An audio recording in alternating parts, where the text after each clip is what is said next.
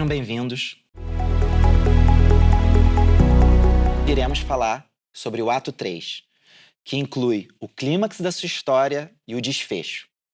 O final do segundo ato marca o início do terceiro ato, né? Então, o segundo ponto de virada, esse é o ponto onde inicia, né, a conclusão da sua história, a conclusão do seu filme. A transição do segundo ato para o terceiro ato marca essa ação proativa do personagem, através de seus próprios julgamentos ou através dos próprios mecanismos narrativos que estão sendo colocados ali, a enfrentar o seu obstáculo final, né, que é caracterizado pelo clímax dessa história. Ele julga solitariamente ou junto de seus aliados, que é capaz de enfrentar esse desafio final. Então ali você começa o início da jornada do ato 3, que é quando o personagem retorna, digamos, de alguma maneira, ao incidente citante. O incidente citante, ele é o início desse conflito principal do personagem. É o que muda o seu paradigma, é o que muda a sua percepção de mundo. No fundo, a história basicamente, praticamente, né, é toda uma preparação, evolução do personagem para chegar esse momento. E ele tem que ser o momento mais dramático da sua história. Ele tem que ser o auge narrativo da sua proposta. E quando eu falo auge dramático, eu não estou falando de drama. Eu estou falando, se é um filme de humor, né, tem que ser aquele momento onde você vai rir como nunca.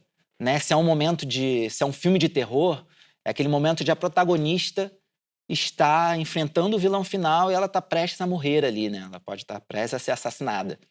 Então, independente do seu gênero, né, que você escolheu para o seu filme, o clímax é aquele momento de ápice. A dica para escrever um bom clímax é pensar o que esse protagonista tem a perder, o que ele tem a ganhar. O que ele vai morrer, isso é uma questão de vida ou morte, ou alguém que ele ama está em risco, ou é um planeta que pode estar em risco, né, como no Guerra nas Estrelas. Enfim, uma civilização, tem vários exemplos. O que está em risco para esse personagem?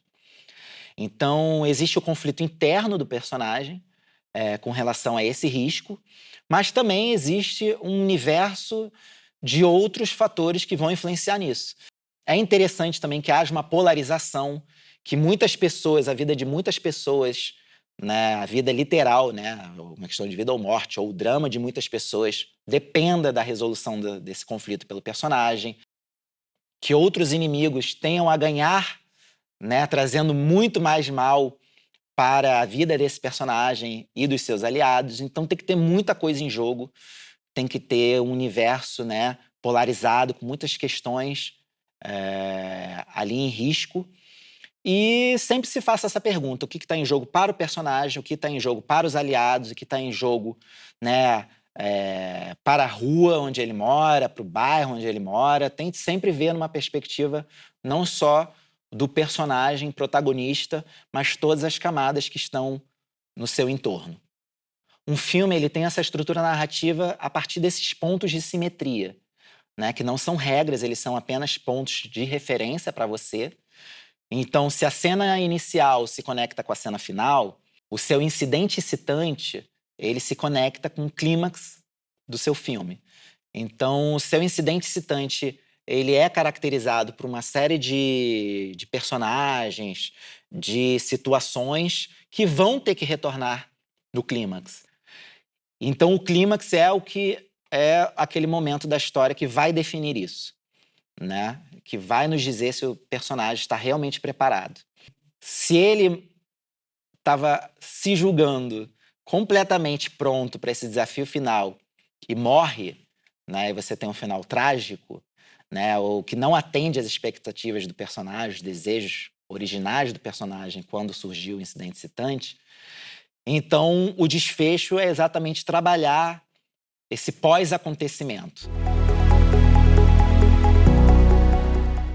Ele morreu, acabou o filme, é uma possibilidade.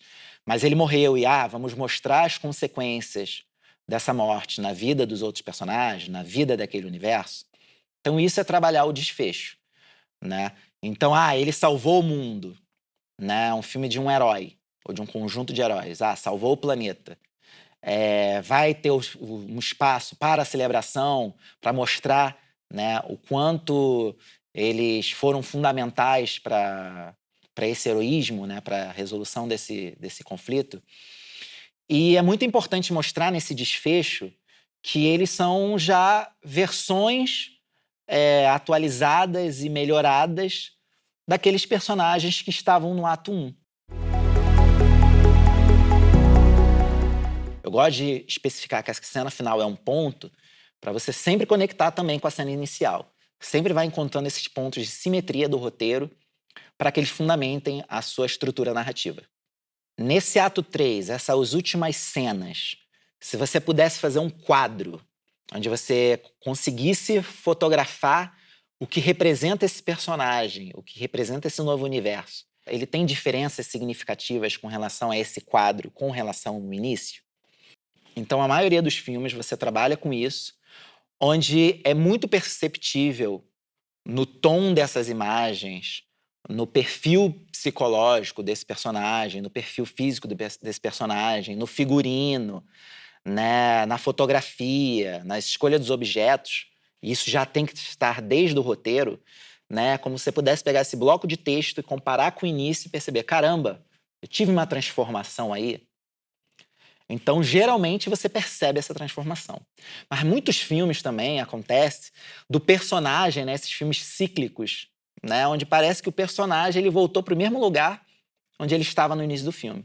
Mas isso é apenas uma impressão, porque mesmo que pareça, né, a gente tem que dar elementos de que, nem que seja uma sensação do espectador após terminar de ver o filme, de que aquele personagem que está ali, mesmo que vivendo uma situação muito parecida no seu ao redor, mesmo que ele esteja com a mesma roupa, com os mesmos amigos, ele já é uma versão diferente, uma pessoa diferente do início da história, diante do incidente citante.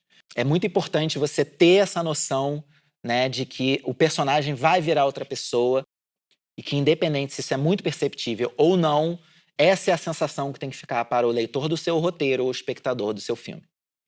Então, voltando a falar normalmente das proporções do tamanho do texto ou no próprio filme, né, porque o tamanho do texto no formato Master Cines, né, cada cena de roteiro, cada página de roteiro, né, equivale a 1 minuto de filme, na média, assim, né, existem softwares que escrevem os seus roteiros de forma que, na média, cada página seja equivalente a 1 minuto de filme. Então, o ato 3, né, junto com o clímax, o desfecho, ele tem de 10 a 20% do tamanho da sua história, né? Mas, logicamente, isso não é uma regra, isso são só apenas proporções que são muito utilizadas, né? Então, se você é roteirista e iniciante e está apresentando um roteiro para um produtor, ele vai querer ver que o seu incidente citante está acontecendo ali na página 15, na página 10. Se ele está olhando e está vendo que não está acontecendo, ele já vai pensar que tem algo de errado. Então, você tem que ter mais ou menos essas noções, né? Então, se você é roteirista iniciante, que está apresentando para um player, uma produtora, ainda mais essas produtoras e players mais comerciais, que atendem de forma mais comercial a estrutura narrativa, a história, é importante que você obedeça a essas proporções, porque quando ele for ler, ele vai querer que essas proporções sejam atendidas até para saber se você está entendendo o que você está falando.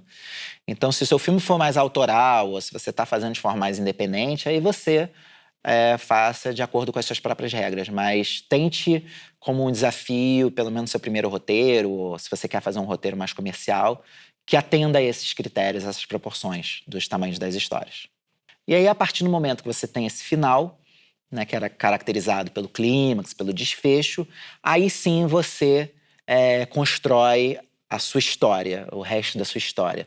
Mesmo que você já tenha um tema pré-definido, um personagem pré-definido, é muito bom, ajuda demais você já ter a conclusão da sua história, o ato 3, mais ou menos, na sua cabeça.